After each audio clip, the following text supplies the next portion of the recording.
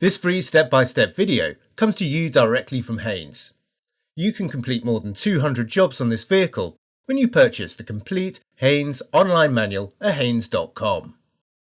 Fully apply the handbrake and place chocks each side of the rear wheel diagonally opposite to the wheel being removed. Prise away the centre cap, then using the special anti-theft wheel nut adapter where necessary, slacken each of the wheel nuts half a turn. Locate the jack head below the reinforced section of the chassis and raise the vehicle until the wheel is clear of the ground. Support the vehicle with an axle stand under the reinforced section of the door sill flange. The reinforced section is indicated by an indentation in the flange. Fully unscrew the nuts and remove the wheel.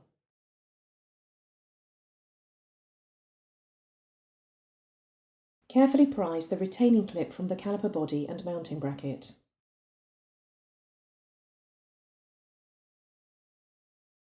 Prise out the plastic covers, then using a 7mm Allen key or bit, slacken and remove the upper and lower guide pins.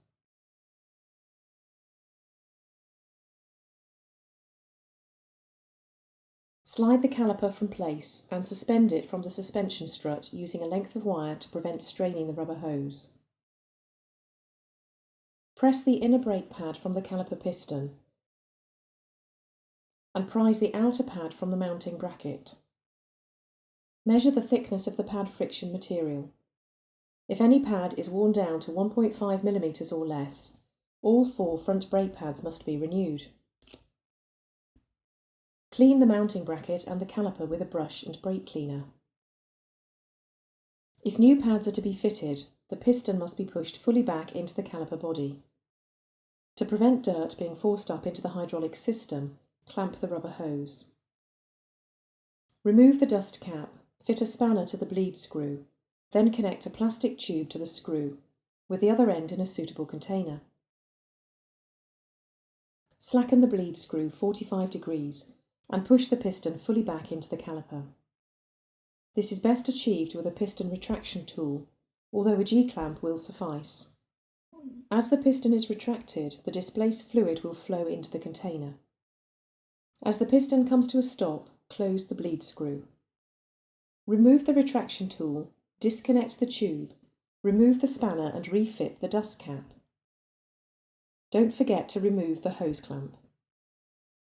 Apply a little high-temperature grease to the contact points on the inner pad backing plate. Take care not to get any grease on the friction material. Press the inner pad clip firmly into the caliper piston.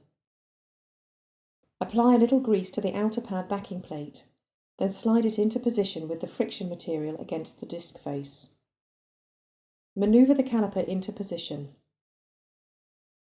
Apply a little silicone grease to the guide pins, then insert and tighten them to the specified torque.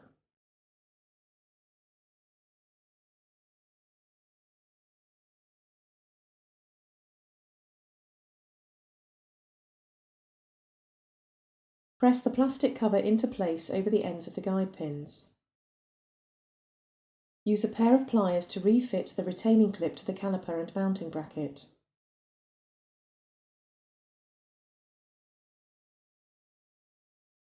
Repeatedly depress the brake pedal to bring the pads into full contact with the disc.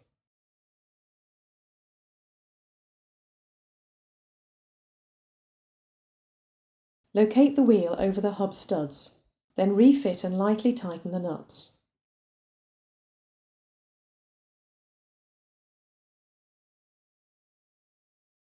Remove the axle stand and lower the vehicle to the ground.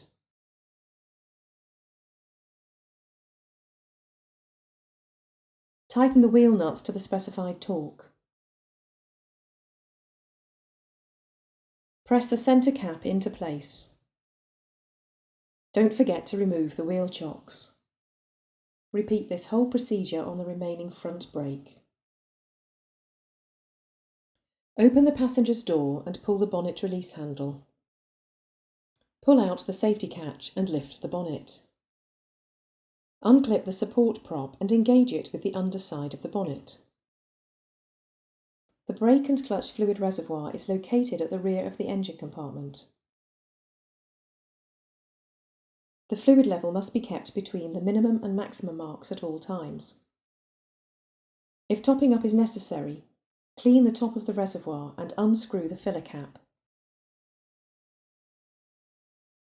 Add new DuratecFord fluid from a sealed container. Securely refit the filler cap. Disengage the support prop and clip it into place. Firmly close the bonnet and check it's secure.